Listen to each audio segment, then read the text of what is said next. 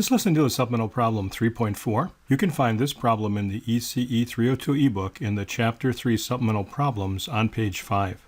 I'd like you to show that the SPICE model for an NPN BJT is equivalent to the Ebers-Moll model we had in the Chapter 3 lecture notes. And by equivalent here, I mean it has the same voltages and currents at its outer terminals. In the Chapter 3 lecture notes, we had this SPICE model with a current I sub B entering, a current I sub C entering, but we also had a current I sub E entering. I'm going to turn that around because I'm going to compare this to the Ebers-Moll equations. Then we had expressions for this current, and likewise for this one. Let's take the current here, I sub C, and solve for it. It's going to be equal to what leaves the node, which is going to be I sub CE, and then a minus I sub BC. But back on page 11 of the Chapter 3 notes, we showed that I sub CE was equal to beta F IBE minus beta R times I sub BC.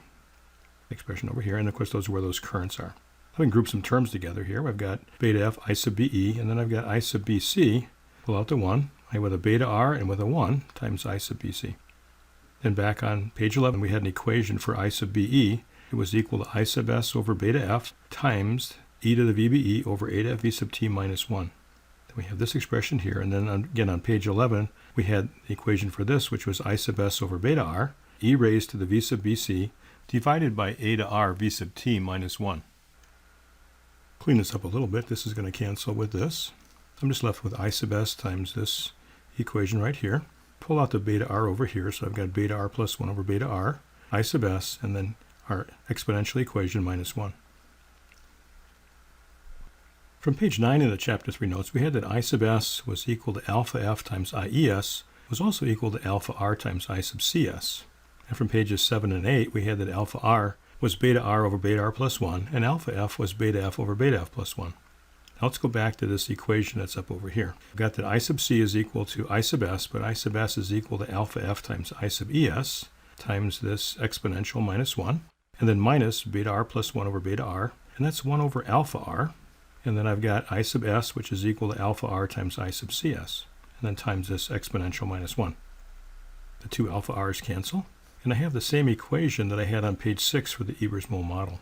The current I sub C for the SPICE model and for the Ebers-Moll model are exactly the same. Take a look at the emitter current. The emitter current coming out of here is going to be equal to the current that enters, which is I sub BE plus I sub CE. It's the expression right here. And we had an expression for the SPICE model for I sub CE as this difference of terms, beta F times IBE minus beta R times I sub BC. Now we can again group terms together. I've got a I sub BE term with a beta F and with a 1, and then I've got the beta R term. Here's my beta F plus 1, and then from up above we had that IBE was equal to this expression, I sub S over beta times the quantity of this exponential minus 1, and then minus beta R times I sub BC, but I sub BC was I sub S over beta R times the quantity e to the VBC divided by a to R V sub t minus 1. And clean up some terms here. We've got I sub S, and I've got beta F plus 1 over beta F, but that's 1 over alpha sub F times this exponential minus 1. And over here I've got the beta R's canceling.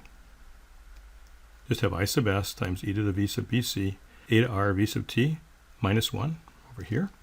And then from the expression up on top, I sub S is equal to alpha F times IES. That'll cancel with this, and I just get IES times this exponential minus 1. And then I sub S is equal to alpha R times I sub CS times the quantity of this exponential minus 1. And this is exactly the same equation we had on page 6 for the Ebers-Moll model. The currents I sub C and I sub E are identical. Because I sub C plus I sub B equals I sub E, then the two I sub E's are also identical. Why is SPICE using a different model in its software instead of using the Ebers-Moll model since they're equivalent? Well, it turns out they're equivalent at low frequencies. As the frequency goes up, we're going to add terms to the SPICE model to be able to predict the response of the transistor. But when we do low frequency analysis, we'll tend to use the Ebers-Moll model because it's a little bit easier to work with. And this is Supplemental Problem 3.4.